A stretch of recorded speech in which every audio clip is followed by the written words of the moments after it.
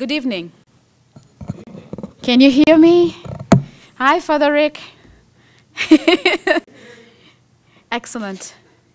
I want to do something completely unorthodox. I want to ask you to get up and move closer to the front so that those latecomers, will indulge me. Indulge me. Thank you, guys. Yay, Mercy! You have to raise Mercy for the front seat.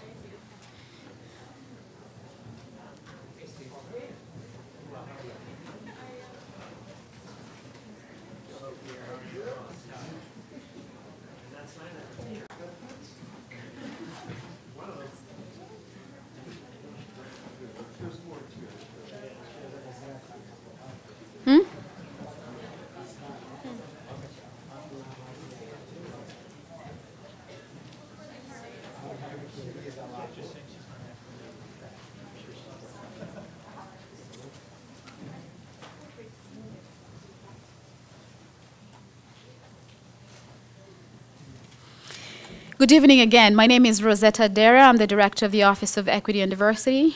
I want to thank you again for being here tonight.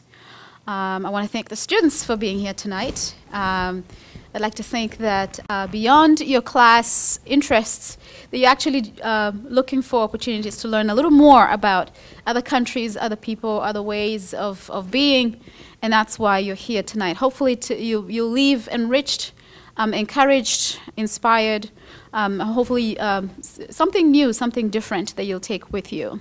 I want to thank some of my colleagues and friends who are here. I think I saw Jerry Zaborski somewhere. Jerry, wave. Hello. I see Tom in the back, Dr. Van Dyke, I see Father Rick, and there might be a few, I think Sister Marianne somewhere hiding. So I do see a few faculty here and there and staff as well. Thank you so much for being here. We're privileged tonight to have a friend. For me, I call him a friend, a mentor, and in a little bit you're going to hear from him. But this is a man of vision. When I think of Bishop John Rucyahana, I think of a line in the book of Habakkuk that talks about writing the vision, and it says, "Write the vision and make it plain, so that he who sees it may run." And I met Bishop about 12, 13 years ago, and even then he was sharing a vision, what we thought was like Joseph's dreams. What are you talking about? But he was talking about reconciliation even then. And he was talking about a dream that he had of a school that would be a model for the rest of Rwanda. And he was saying, imagine with me an opportunity for young children to come together from different backgrounds,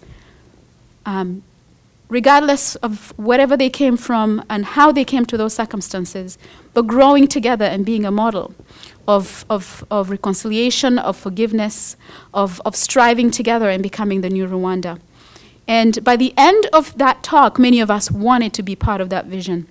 And many of us invested our hearts, our minds, our hopes, our resources into that vision. And so tonight he's going to share a little bit of that. And he's been talking about that vision since then, to the point that now the country has caught on, and they've asked him to head the first National Unity and Reconciliation Commission in the country. There's great work for them to do, but they have the right man for it. Ladies and gentlemen, Bishop John Rucyahana.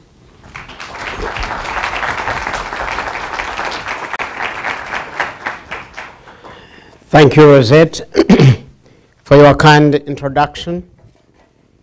You only forgot to tell them that I have an accent, and possibly encourage them to be very attentive to get the sharing and our Rwandan experience. You are so kind in the leadership of your school in inviting me to come and share with you about our struggles, about the realities of transformation, the realities of recovery from sheer destruction. If there is anything that crushed, Rwanda did crush to the bottom of the pit. destroyed the human lives, destroyed the infrastructure, destroyed the social fabric. Literally, we crushed. But I want to share tonight from a religious perspective. Politicians share from the political perspective, but I want to share with you the recovery, the reconciliation of Rwanda from the religious perspective as a bishop,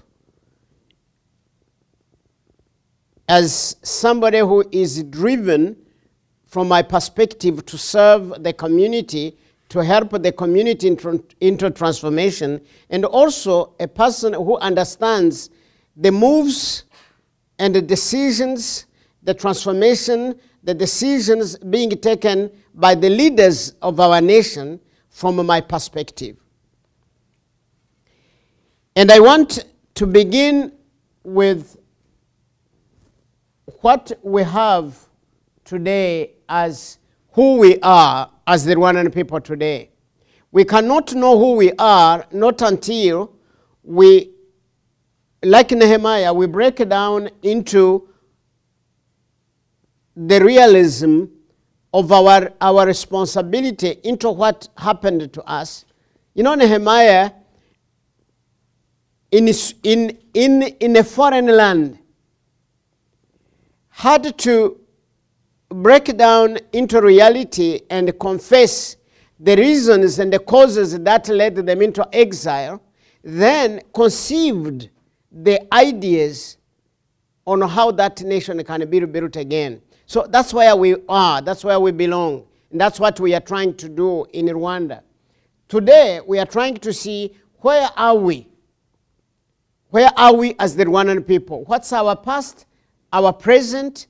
Our past was destruction. We can't invest into it anymore, but it's a lesson for us to learn, and we need to be able to make the analysis of what led us there. Today, we are in pain, but tomorrow we have hope and we have a future. And from the present, we can engage the future and we can engage development. Therefore, the national reconciliation of Rwanda is based on those realities. We know the past, we have the present today. It's not worth it. We are not proud of it anyway. And our past is embarrassing. And our present is just bearing. It's not where we are supposed to be at present. But our future must be set properly, if not for our full joy and enjoyment, but for the future of the generations that will come after us. We must make a nation. Can we move to the next?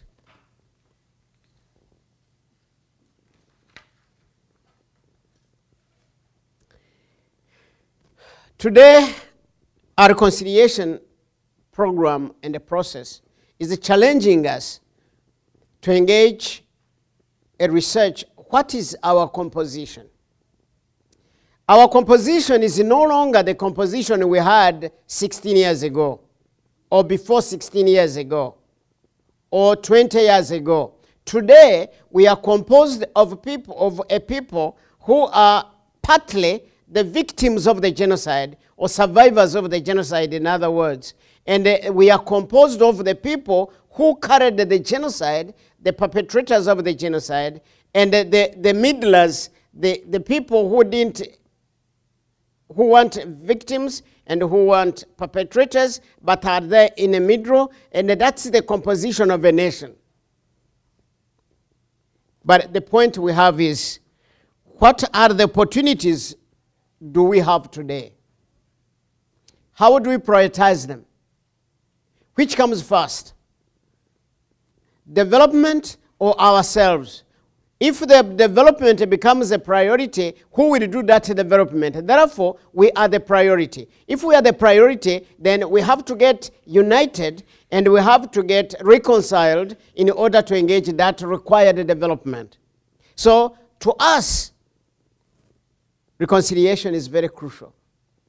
And by the way, I usually tell people sometimes it's harder to conceive me.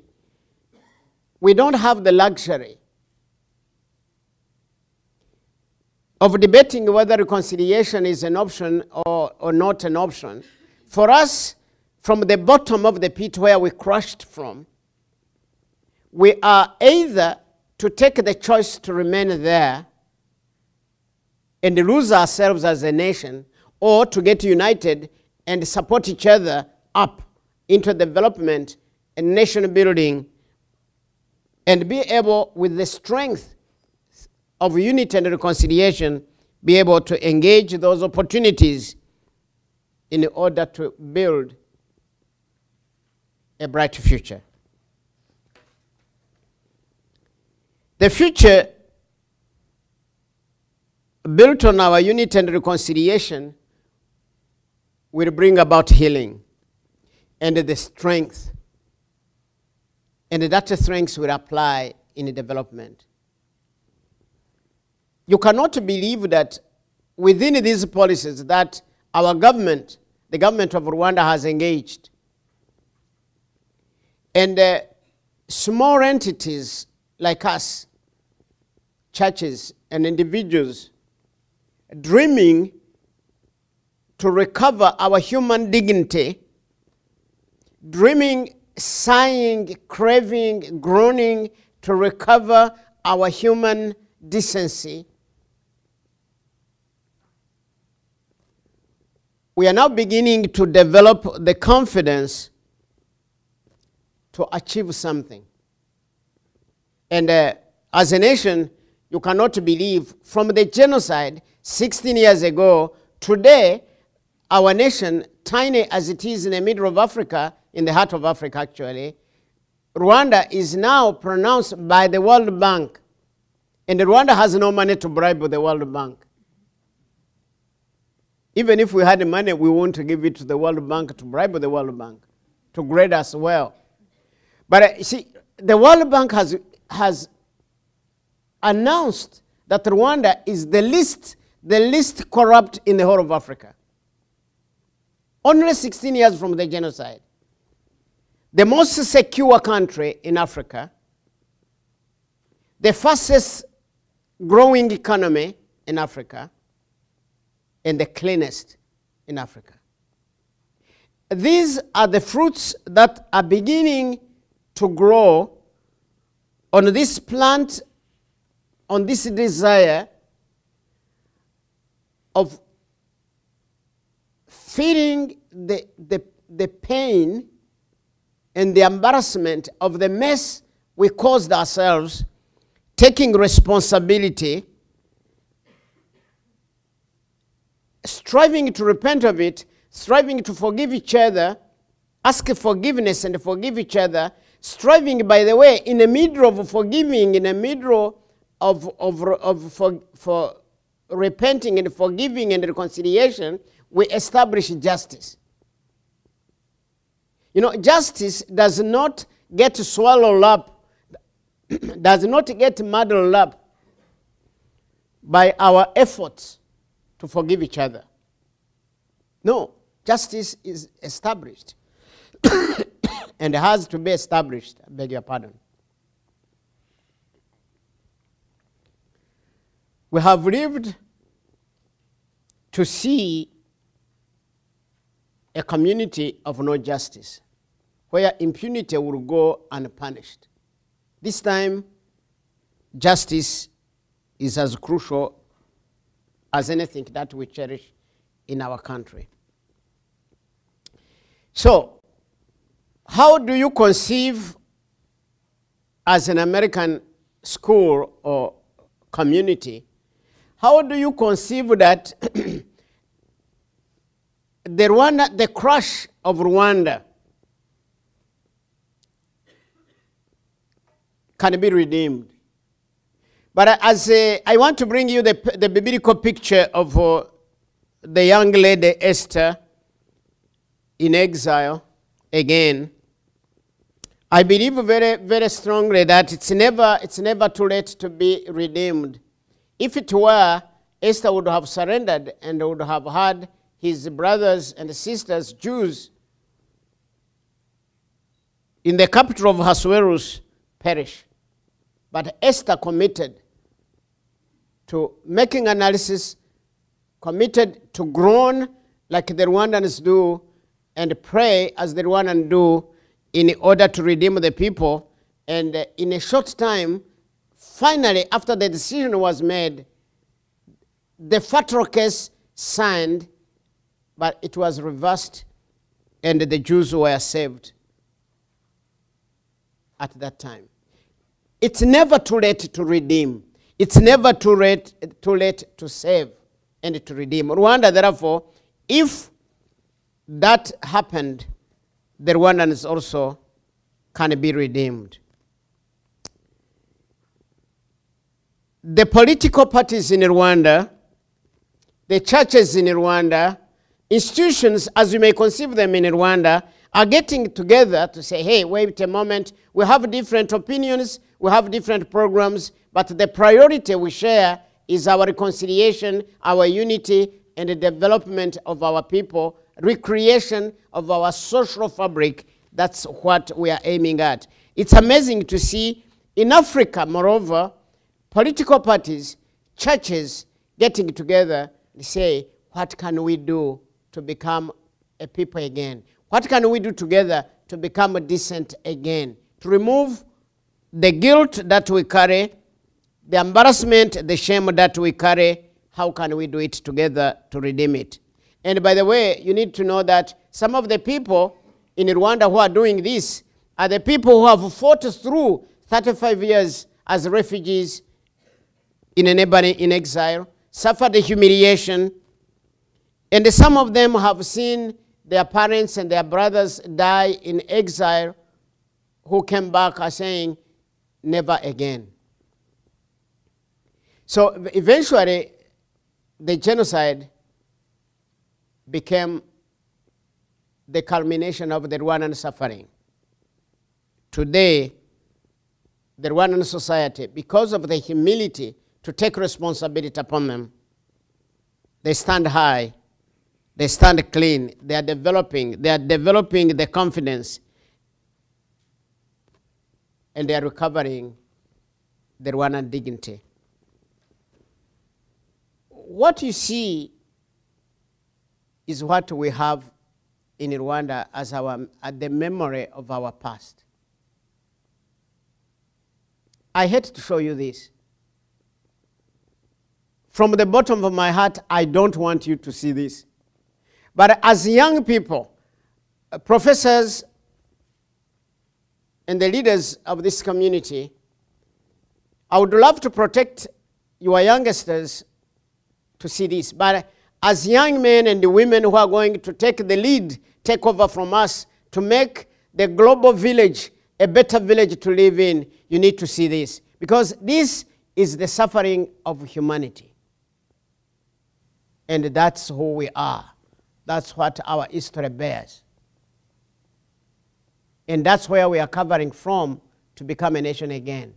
That makes us think so seriously never to go there again.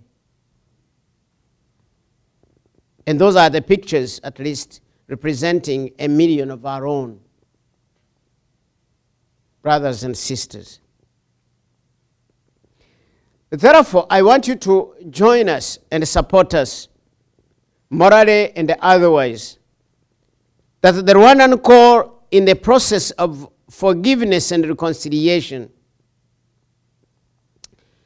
Conceive it, if you may, the way we really learn from Jesus. I always, as a churchman or as a Christian or as a religious leader, to give really teaching examples on Jesus. You remember when Jesus was hanging on the tree at Calvary outside of Jerusalem, outside the city. He was still hanging on the tree, stripped in embarrassment. And they were mocking him underneath the cross. The voices were apparently clear to him that they were still mocking him. And he said, Father, forgive them. the call for forgiveness did not wait for his pain to go. It is the same with us. We cannot, I want you to see this, we cannot afford to wait until our pain is over to build the nation. We cannot wait until we forget in order to begin to build the nation. Like Nehemiah, we are building the nation, we are restoring the community into sanity with one hand, and we are still wiping the tears with another hand because it is too fresh. The children we have in our schools who lost their parents are still missing them anyway. But we are encouraging them to be responsible citizens of the country, and we are encouraging to forgive each other in order to think right and perform.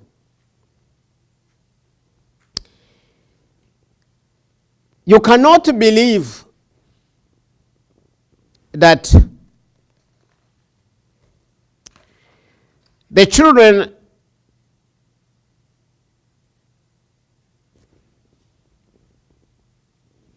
we have at Sunrise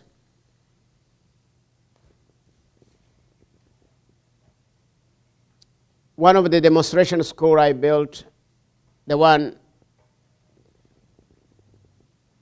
Ms. Adera mentioned in the introduction, is having orphans of the genocide, the orphans of the perpetrators of the genocide, and orphans from the community, deprived, traumatized by the loss of their beloved ones.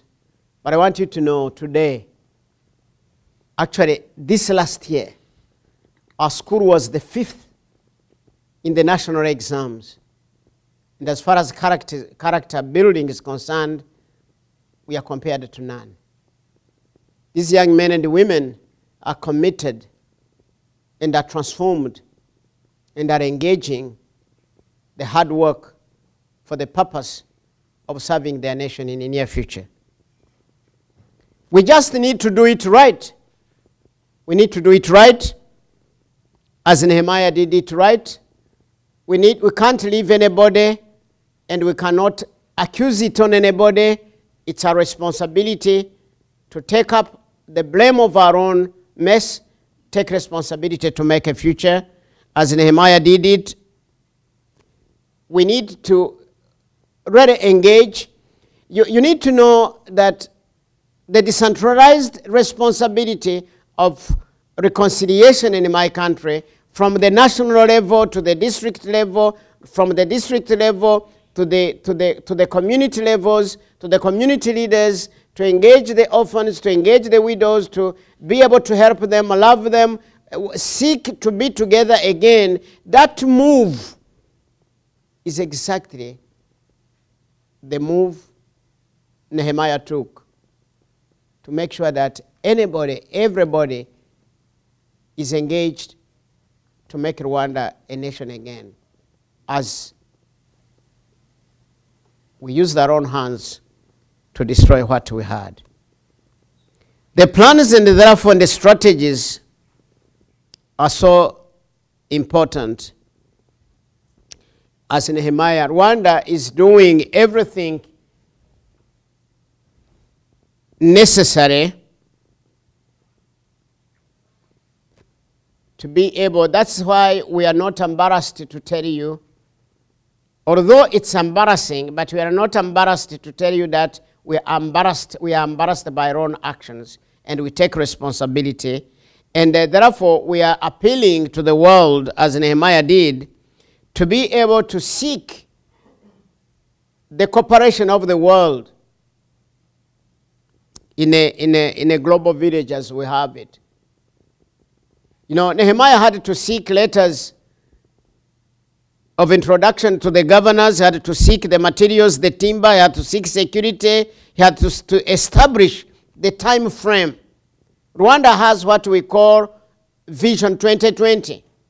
We have to give ourselves a landmark. What do we do in what time in order to recover the youth who suffered the trauma and the loss. How do we recover them?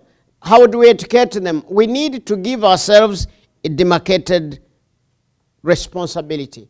So this is what Rwanda is doing as a nation. This is a conference I led last year in July. We had over 500 leaders, the government and the church. Early alone, somebody was asking me, what do we do to sell the vision that we have to many other leaders? And this is what we are doing to bring the challenge, to tell them exactly what I'm sharing with you. What did we do? What did the religious leaders do in 80 years of the existence of Christianity in Rwanda? The genocide, by the way, took place when the country had registered 85% of the population into different churches. And then they had the genocide in a Christian community. Isn't that a contradiction? Does the Christian community carry genocide? Where were they? And not only they, but where was the leadership, the government leaders of that time? What was the cooperation? Now, what can we do? That was the theme. What can we do together as leaders to get the destiny of our nation? If Abraham became the source of blessing to the nations, what is Rwanda going to be? If they claim to be the light of the world and the salt of Rwanda, how are we to the whole of Africa? Where do we go with it? And Paul claims the promises. And this is the tricky part. This is where you can ask me a lot of questions. When will Africa claim its promises? Paul was saying he would die to claim the promises of his fellow Jews. This is the biblical quotation. Is it too late for the Church of Rwanda to claim its promises? Can't we attain our ultimate goals if we only get reconciled and united to honestly honor and serve God and each other? I know that I'm not meant to preach here, and I don't intend to.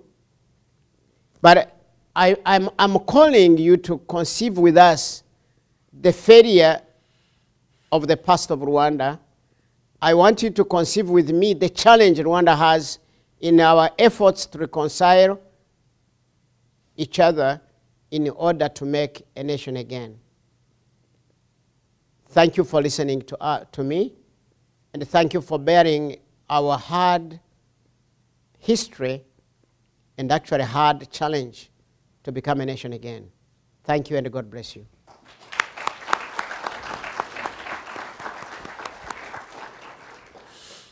The instructors in our midst know that the learning really happens during Q&A, and this is your opportunity for you to ask Bishop any questions, whether to do with the church, to do with the future of Rwanda in terms of the national project on reconciliation and unity, or any of the Year of Rwanda questions you might have had and waited until now, anything you've read in books, seen on YouTube. This is your opportunity to do that. And there's a mic runner somewhere in the room, so if you could.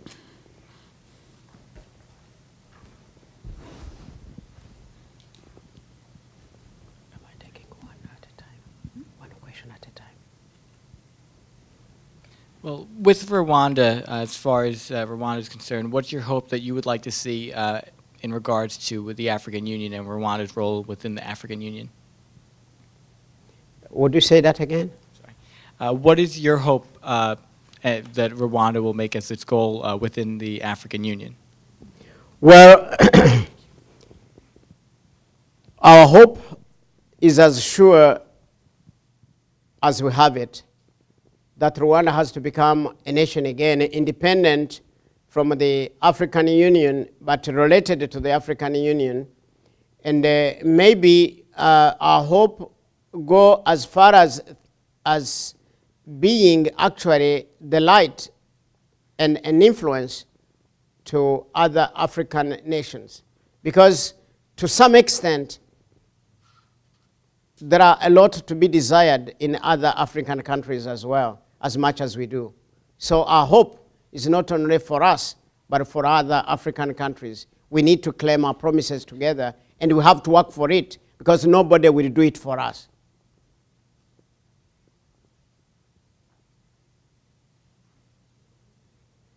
Any other questions?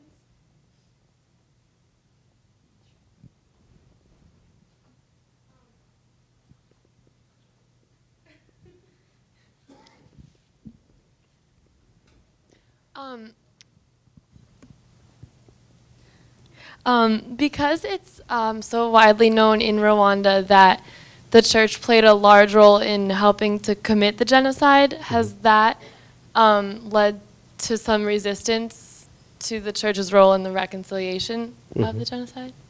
Thank you. Well, I think you are talking about the role of the church. Did I understand you well? The role of the church.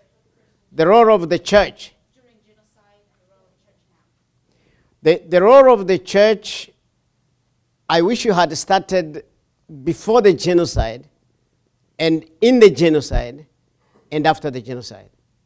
Because I want to be honest with you that we are not only guilty of having committed the genocide, but some churches got involved actually into the policies consciously or unconsciously.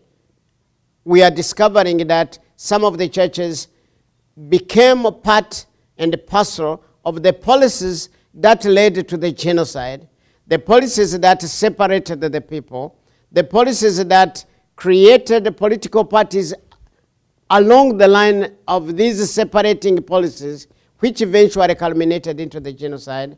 And during the genocide, some church leaders and groups of the church communities and members have participated in the genocide. Today, the churches with other institutions are recovering from the guilt of the participation, and actually even the guilt of being silent, having failed the prophetic role of the church community, and now are involved into the recovery like others, as you saw it in the conference.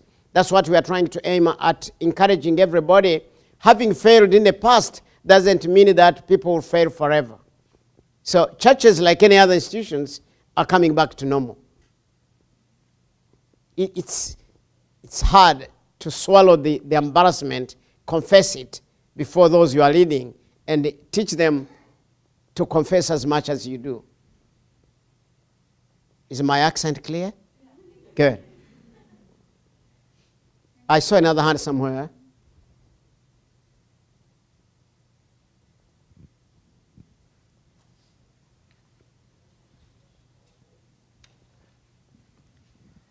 Thank you very much for being with us. You said at one point something like, justice doesn't get muddled up by our efforts to forgive. Mm-hmm. That strikes me as a very profound statement, and I'm wondering if you would speak a little bit about that, because I think we often get confused there.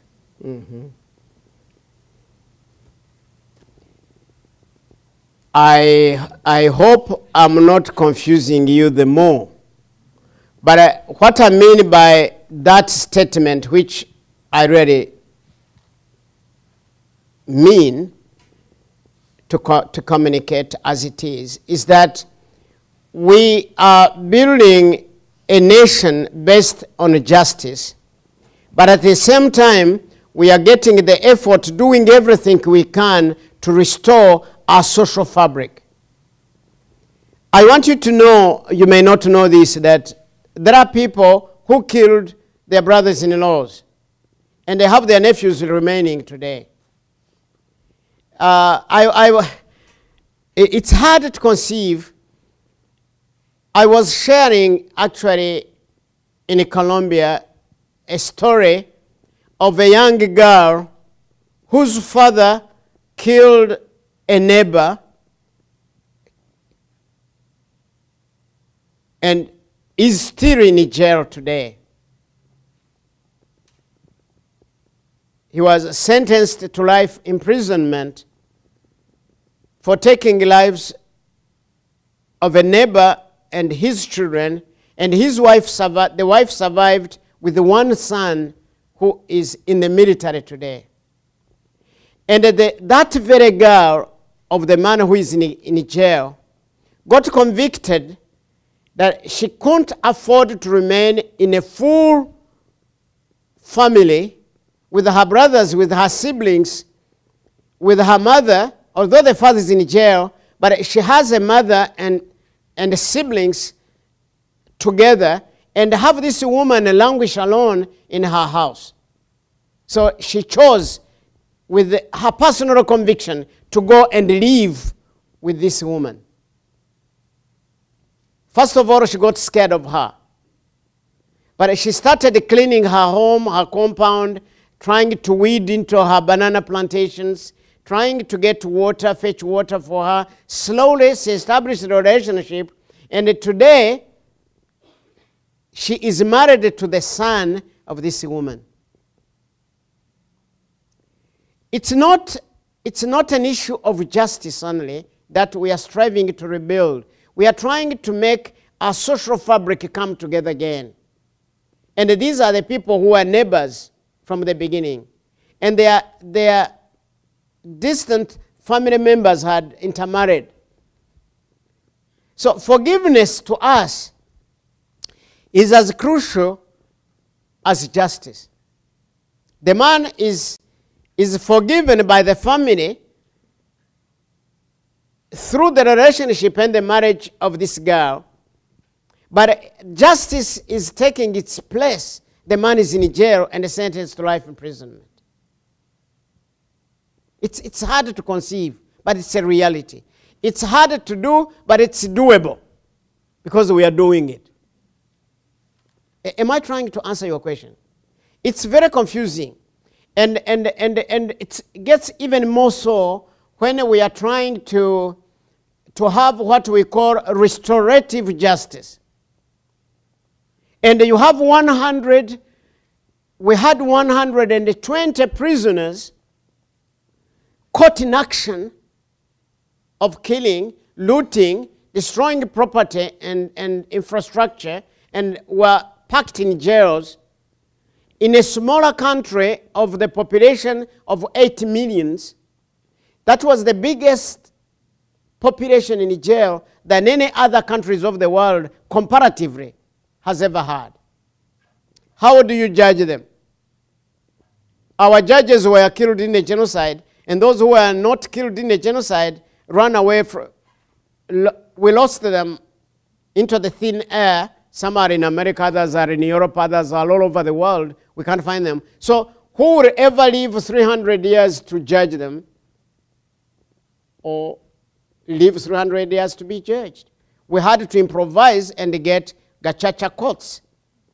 So establish the church in the communities so that people who saw them do the action judge them according to our customary way of judging cases. So there are things that our country has done to establish justice, at the same time be restorative. Be able to condemn the crime, but redeem the criminal where necessary. Let somebody go to jail, but go with the conscience of forgiveness. At least know somebody has forgiven them. That's what we're trying to do. It's a long answer, but I'm trying to avoid more confusion. Yes?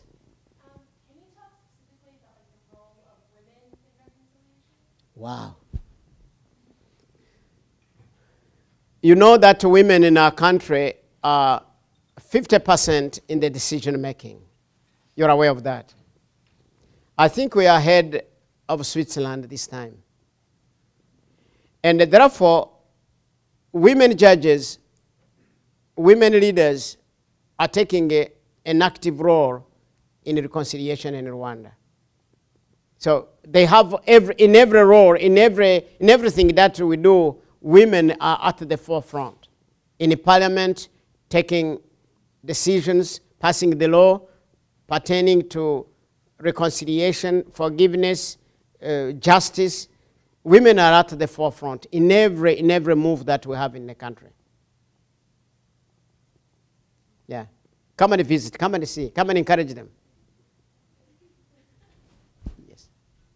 In relation to education, the children and orphans that have been born after the genocide, in education, how are you raising them to know of the genocide, how to deal with that, and how to raise in the spirit of reconciliation? What techniques are you using?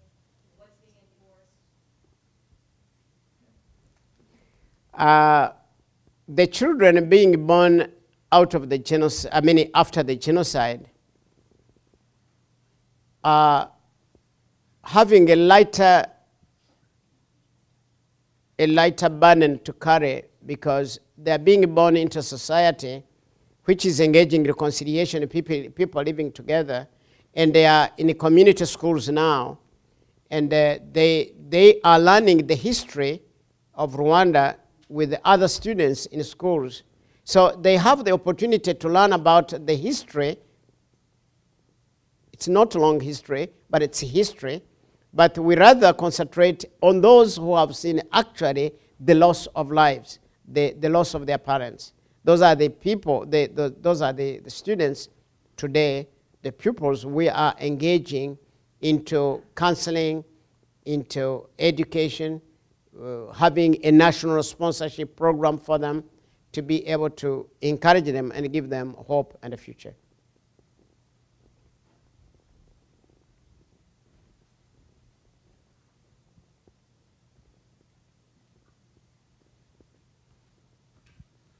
Thank you again for coming and speaking with us. One of the huge questions that comes out of the whole genocide is the role of the larger world community, the churches, the countries, many that didn't do anything, didn't know what to do, didn't know if they could do anything, but the world kind of sat on the sidelines, and in many ways it happened because no one did anything. Was there anything the rest of the world could have done? And what is the attitude of the people in Rwanda to those who did not come to help? Thank you, Father. Maybe I'll begin answering your question by telling you that if there is anything that the Rwandan people have suffered from psychologically, is the feeling of abandonment. It's not only the churches, it's not only the superpowers of the world, it's not only the UN, it's not only the human rights organizations, but it's everybody outside of Rwanda. So having said that, certainly there is a lot they could have done. First of all, you are aware that the United Nations had a superior army in Rwanda with superior equipment in Rwanda. General Dallaire, the Canadian commander who was in charge of this army, the UN army in Rwanda, reported to Kofi Annan, who was the chairman of the Security Council, reported to the Secretary General, Boutros Ghali, and they told them that a genocide was being planned and is going to be carried out in Rwanda, and they refused completely to mandate that army to stop that genocide. That's not only abandonment, it's betrayal. And the UN sent a delegation, a commission to Rwanda to come and investigate the reports of General Dallaire. If it were true, and they reported, they issued a report, written report to the UN that it is true a genocide is not only being planned, has started, is being carried in Rwanda, but what is there, listen to this, what we found there are just humans. That was the recommendation of the commission, that what was found in Rwanda, what's in Rwanda, are just humans. So the rescue mission, the mandating of the army to stop the genocide would be too expensive for the UN. In other words, Rwanda has only humans being consumed, but there is no oil, there are no minerals, there is nothing to extract from there to pay for the expense of the intervention. Therefore, they let them consumed. Does that sound what it is? They could have done something. They had the ability. They had the power. They could have done something. And as though that was not enough, when the UN was assembled in the UN to decide eventually when the dead bodies started floating on the rivers and on the lakes and all over, they said, what do we do? And they were discussing in New York, spending millions of money, deciding on what to call it, because they were embarrassed to call it a genocide. And if it's a genocide, they had the mandate, the code mandated them to do something. So in order not to do something, they had to get a name for it. And they failed to get a name until the genocide was stopped by the Rwandans themselves. Could they have done something? Yes. Did they have the power to do it? Yes. Did they abandon us? Yes. Now, what's our attitude? Our attitude is that we are betrayed. We can't trust it anymore. That's why we are taking responsibility to take our destiny where God calls us to go.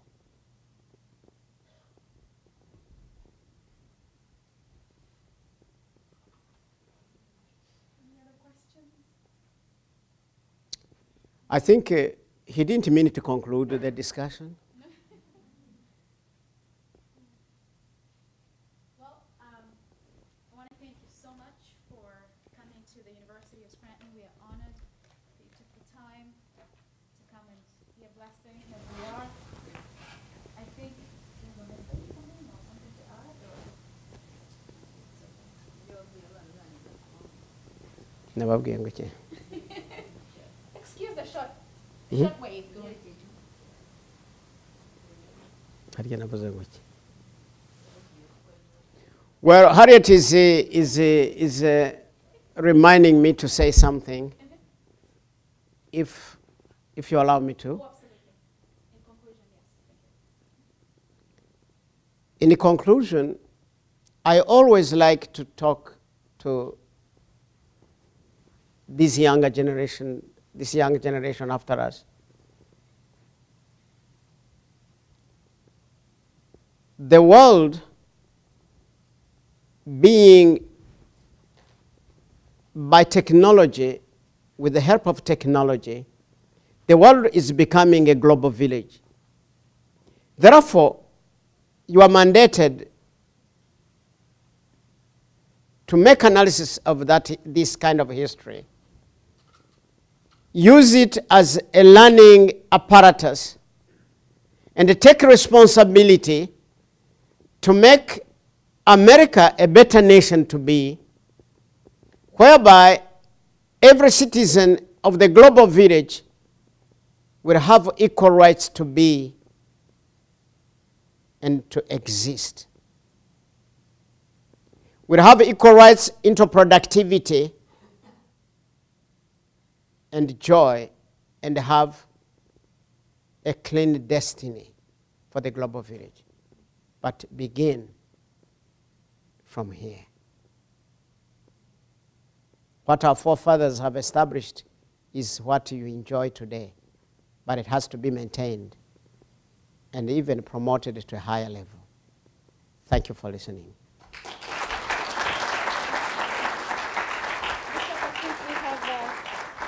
have a presentation here. Our friend Mercy will do the presentation. Go ahead, Mercy. Thank you. Thank you. Thank you. God bless you. Thank you. Thank you for being here and for listening, and hopefully you have more questions for class. Brother Rick, you have a... Yeah, everybody mark over here for a second. Right. I got a question for you. There's a test. Brother Rick is